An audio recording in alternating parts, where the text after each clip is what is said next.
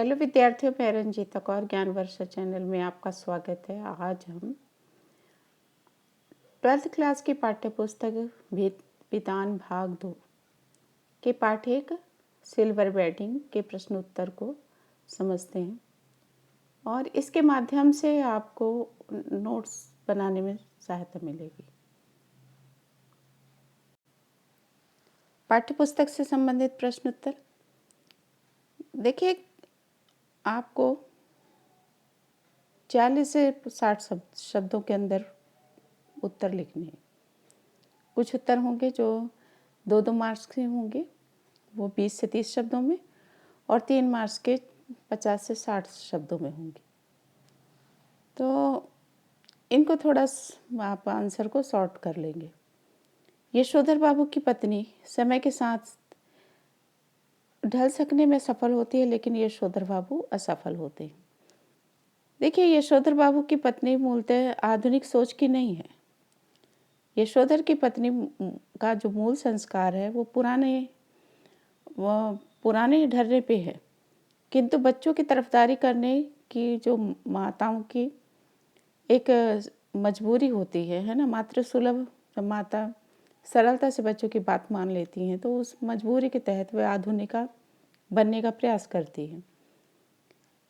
और दूसरे तो वो जब से यशोधर के यहाँ ब्याह के आई थी तो संयुक्त परिवार में बहुत ज़्यादा बंधनों में रही थी, और वह यशोधर को सुनाती भी है कि जितने भी नियम बूढ़ी ताई के लिए थे उतने ही उसी के लिए थे, है ना, जैसे वो बुढ़िया हो। वह स्पष्ट कर देती है कि तुम्हारी ये बाबा आदम की ज़माने की बातें मेरे बच्चे नहीं मानते, तो इसमें उनका कोई कसूर नहीं है। यशोधर की पत्नी आधुनिका बनने के लिए होठों पर लाली लगाती है, बिना वहाँ का ब्लाउज स्लीवलेस ब्लाउज पहनती है, सिल्वर बेडिंग में बढ़ चढ़कर हिस्सा लेती है। इसके विपरीत जो यशोधर बाबू हैं, ऑफिस में अपने जो अधीन कर्मचारियों से पार्टी मांगते हैं, तो उनके आग्रह पर चाय पानी के लिए उनको पैसा तो दे देते हैं 30 रुपये, पर उस आयोजन में शामिल नहीं होते। उनकी जो मन है पुरानी चाल में रमता है। वे घर में नई चीज़ों के आने पर, है ना, जैसे फ्रिज आता है, गैस, ये सब उनको अच्छा नहीं लगता। उन पर कृष्णदा का प्रभाव है ना। कृष्णदा वो उनसे बहुत अधिक प्रभावित थे, है ना, उन्हें उनका प्रभाव दिखाई देता है, उनसे प्रेरित भी थे। देखिए, पाठ में जो हुआ होगा, वाक्य जो आ रहा है, उस कितनी अर्थ छवियाँ खोज सकते हैं या सकती हैं, है ना। जैसे मतलब कि अरे जो होना हुआ होगा, पता नहीं क्या हुआ होगा, पर नहीं ऐसे कह देते हैं, वैसा ही ये वाक्य है। जैसे बोलते हैं ना उसके साथ, अरे वो ख़त्म हो गए तो अरे पता नहीं क्या हुआ होगा, इस तरह की बातें जो होती हैं, वैसा ही इसमें प्रश्न है, उसको समझाने का प्रयास किया हो गया है। जो हुआ होगा वाक्य पाठ में पहली बार तब आता है जब यशोधर कृष्णदा के किसी जाति भाई से, मैंने उसी के कास्ट वाले से, उनकी मृत्यु किस कारण से हुई इस संबंध में पूछते हैं। उत्तर में वो जाति भाई कहता है कि जो हुआ होगा, यानी पता नहीं क्या हुआ। वो आशा यह है कि बिना बाल बच्चे नहीं थे कृष्णदा के, तो जाति भाई भी उनके प्रति इतने उदासीन है कि उनकी मृत्यु किस कारण से हुई ये जानने की किसी को कोई जिज्ञासा ही नहीं है। उन्होंने यह ना जानने की ज़रूरत ही समझी है।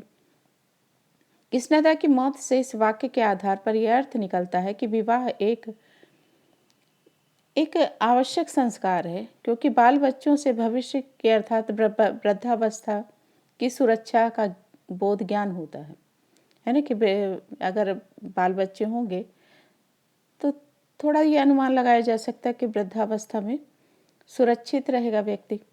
यदि कृष्णदा के बाल बच्चे होते तो जाति भाई उनके प्रति इतने उदासीन नहीं होते हैं, या इतनी उपेक्षा न करते उनकी। अतः बच्चों का होना जरूरी है।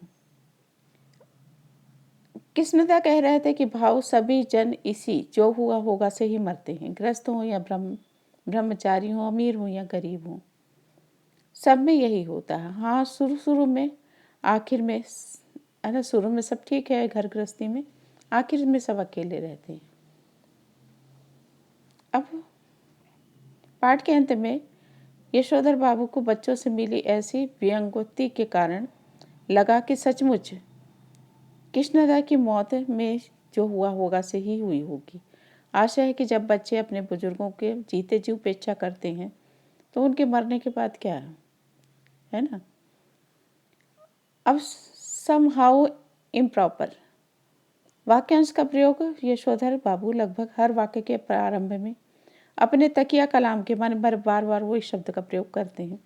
तो इस वाक्यांश का उनके व्यक्तित्व से, है ना, उनका जो नेचर है और कहानी के कथन से क्या संबंध बनता है। तो यह सत्य है कि सम हाउ इम्प्रॉपर यशोधर जी का तकिया कलाम है। पाठ में ये कई बार आया है। इस वाक्य का यशोधर बाबू के व्यक्तित्व से संबंध है कि यशोधर बाबू सिद्धांतवादी हैं। उनको जो अनुचित लगता है वह अचानक यह वाक्य उनके मुंह से निकल पड़ता है। जब कुछ गलत दिखा तुरंत बोल दिया। वे वेडिंग को भी इम्प्रॉपर कहते हैं, भारतीय परंपरा के विरुद्ध कहते हैं। स्कूटर की सवारी भी और उनको बेहूदी लगती है। ऐसे उनके मुंह से ये शब्द निकल पड़ता है। अब इतना बड़ा आंसर नहीं देंगे। अब यहाँ आए कि जहाँ तक कहानी के कथन का प्रश्न है कि कहानी में ये कथन क्यों आ रहा है, तो यह वाक्यांश कहानी की मूल चेतना से गहरा जुड़ा हुआ है कि वो अपने उनके विचार प्रकट होते हैं इस बात से कि वो पुराने ख्यालों के हैं। तो मूल चेतना से जुड़ा हुआ है। लेखक यह दिखाना चाहता है कि पुरानी पीढ़ी हर नई प्रणाली और नए बदलाव को अनुचित मानती है। जो पूरे पुराने लोग हैं वो नए बदलाव को सही नहीं मानते और इसे नकार देते हैं, है ना, उसको उसके अनुसार आचरण नहीं करते। वे अपने बच्चे, पत्नी और अन्य परिजनों से उनको उपेक्षा मिलने लगती है क्योंकि नया वो अपनाते नहीं और अपने परिवार को भी उसी ढंग से ढालने की कोशिश करते हैं। तो सब परिवार के लोग उनकी उपेक्षा करते हैं। वास्तव में सम हाउ इम्प्रॉपर शब्द ही कहीं ना कहीं प्रश्न चिन्ह बन गया है। लेखक कहना चाहता है कि यदि नित्य प्रतिदिन बदलती हुई इस दुनिया में सम्मान से जीना है तो नए को अनुचित नहीं बताना है। माने कुछ हद तक, वो पूरी तरह ना तो कुछ हद तक अपनाना होगा।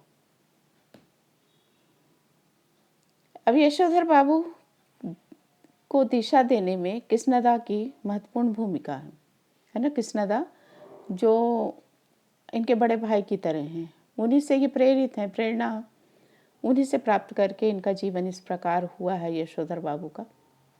तो आपके जीवन में किसने दिशा दी है, किसका महत्वपूर्ण योगदान रहा? तो यशोधर बाबू का जीवन पूरी तरह कृष्णदा से प्रभावित है। जैसा कृष्णदा जीवन जीते थे, जैसे उनकी कार्य प्रणाली थी, सोचने का तरीका था, वैसा ही यशोधर बाबू का है। उनका अपने अधीन माने उनके अंडर में जो लोग हैं उनके प्रति व्यवहार, भारतीय मूल्यों में विश्वास, साधारण रहन सहन, धन दौलत के प्रति अधिक मोह न होना, सभी कृष्णदा से प्रभावित बातें हैं जो किसके आचरण में है? यशोधर बाबू के आचरण में। अब देखिए कि अब आपसे पूछा गया है कि कोई आपके जीवन में कोई ऐसा आया जिससे आप प्रभावित हुए हो, जिसने आपके जीवन को दिशा दी हो, तो वो आप अपना एक्सपीरियंस लिखेंगे।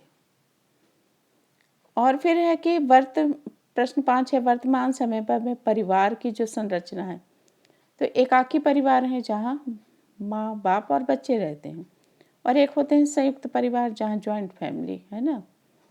तो वर्तमान समय में परिवार की संरचना स्वरूप से जुड़े आपके अनुभव इस कहानी में कहाँ तक सामंजस्य तालमेल बैठा पाते हैं कि आज के समय में और इस कहानी में जैसा परिवार दिखाया जा रहा है उसमें कैसा तालमेल है संयुक्त परिवार में। तो वर्तमान समय में संयुक्त परिवार प्रथा समाप्त हो गई है।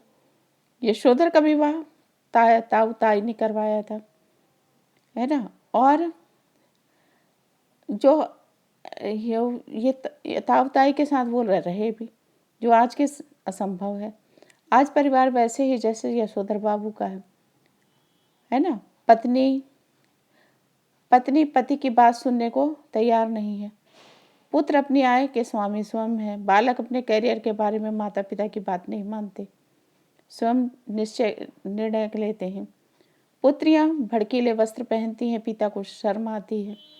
लड़कियां अपनी शादी का निर्णय माँ बाप पर न छोड़कर खुद करती हैं। पत्नियां संतान का पक्ष लेती हैं। गृह स्वामी अपने आप को अकेला उपेक्षित सा महसूस करता है। देखिए, मेरे मेरे विचार से पुराने को कुछ आधुनिक होना पड़ेगा और नई पीढ़ी को पिछली परंपराओं और मान्यताओं का ख्याल रखना होगा, तभी सामंजस्य संभव हो सकता है। अब 6वां प्रश्न है कि निम्नलिखित में से किससे आप कहानी की मूल संवेदना कहेंगे, है ना। हाशिए पर धकेलने जाते मानवीय मूल्य, जो मानवता के मूल्य हैं वो हाशिए पर धकेले जा रहे हैं। पीढ़ियों का अंतराल है, गैप है ना, नई जनरेशन और पुरानी जनरेशन का। पाश्चात्य संस्कृति का प्रभाव यहाँ कहाँ दिखता है, वो दिखाना है कि हम विदेशी सभ्यता में ढले जा रहे हैं।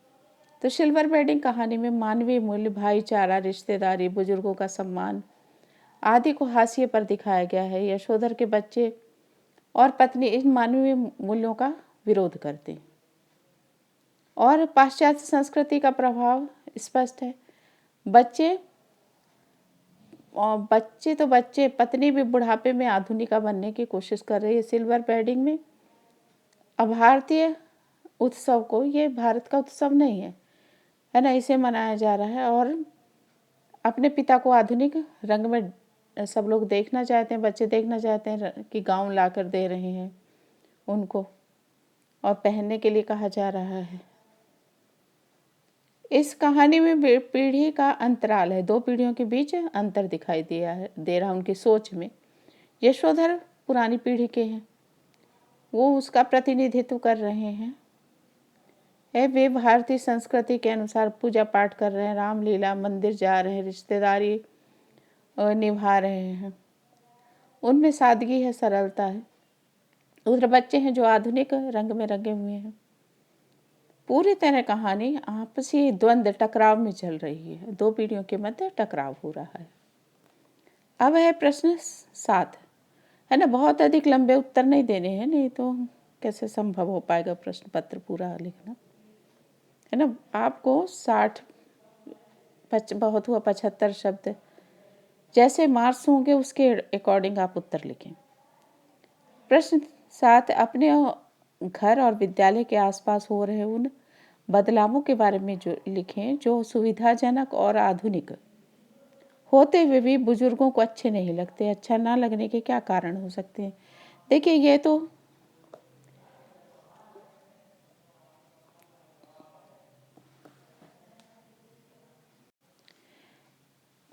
मानव जीवन अपने घर और विद्यालय के आसपास में हो रहे बदलावों के बारे में लिखें जो सुविधाजनक है और आधुनिक होते हुए भी बुजुर्गों को अच्छे नहीं लगते। मानव जीवन प्रगतिशील है ना, कुछ नया विकास की ओर हम बढ़ते हैं, नए नए आविष्कार होते हैं जिसके कारण सुख सुविधाएं होती हैं। जहाँ तक भारत का संबंध, पिछले कुछ वर्षों में देश के अनेक क्षेत्रों ने उन्नति की है। पुरानी पीढ़ी जिसने पराधीन भारत में, गुलाम भारत में जन्म लिया था, इन परिवर्तनों को पचा नहीं पा रही है। उदाहरण के रसोई में गैस का आगमन सुविधाजनक है, आधुनिक है, लेकिन उसे बुजुर्गों को इसका खाना, भोजन पका हुआ अच्छा नहीं लगता, है ना। उन्हें तो अभी भी चूल्हे की भोजन अच्छा लगता है, उसकी वकालत करते हैं। और इसके अलावा टीवी गंदे विचार फैलाता है, वो ऐसा समझते हैं। और मोबाइल से लड़के लड़कियां बिगड़ रहे हैं। अतः कॉलेज में, विद्यालय में मोबाइल पर रोक लगानी पड़ रही है। इंटरनेट पर युवक युवतियां सारी रातें बतियाते रहते हैं, अश्लील दृश्य भी देखते हैं। अनजाने लोगों से मित्रता करके धोखा भी खाते। ये सब बुजुर्गों के विचार हैं और इन कारणों से सुविधाजनक और आधुनिक बातें उनको अच्छी नहीं लगती और कहीं-कहीं ऐसा होता भी है और वो सुनते हैं, तब तो उनका एकदम जो फैसला है वो एकदम दृढ़ हो जाता है। यशोधर बाबू के बारे में आपकी क्या धारणा बनती है? कथनों में जो दिए गए कथन हैं, बातें हैं, वो आप किसके समर्थन में, अपने अनुभव और सोच के आधार पर लिखिए। यशोधर बाबू में एक तरह का द्वंद्व है, आंतरिक द्वंद्व चल रहा है वो, जिसके कारण उन्हें कभी नया अपनी ओर खींचता तो पुराना वो छूटता नहीं। इस विषय में मेरा अनुभव है कि मेरे दादाजी भी नई चीज़ों को नहीं अपना पाते, उनकी आलोचना करते हैं, किंतु जब उन्हें उनका सुख अनुभव होने लगता है तो दबी जुबान से उसकी बड़ाई भी करते हैं। हमारे घर में एसी लगे तो दादाजी ने तर्क देते थे कि हम तो वृक्षों की छाया में आनंद लेते थे, पंखा कूलर से भी संतोष नहीं मिलता। और मेरे तो यह सोच है कि यशोधर बाबू का द्वंद्व स्वाभाविक है। वे ग्रामीण परिवेश से, वातावरण से आए हैं। प्रातः उनके मन में पुराने के प्रति ज़्यादा लगाव है और अब वह दिल्ली में रह रहे हैं। उनके बच्चे आधुनिक हो चुके हैं, उस परिवेश में ढल चुके हैं। अतः बच्चों से कुछ नयापन उन्हें सीखना चाहिए और नयापन यशोधर बाबू को ही यदाकदा आकर्षित करता है। और गैस फ्रिज के संबंध में उनकी जो भूषण मित्र से हाथ मिलाना और अपने परिचय देना, ये नयापन लिए हुए है ना। उसके इन सामानों के आने से खुश भी हो जाते हैं। मैं समझता हूँ यदि उनके परिवार के सदस्य सवेरे उनसे सिल्वर बेडिंग आयोजन के लिए आग्रह करते तो वे मान जाते और समय से घर लौट आते।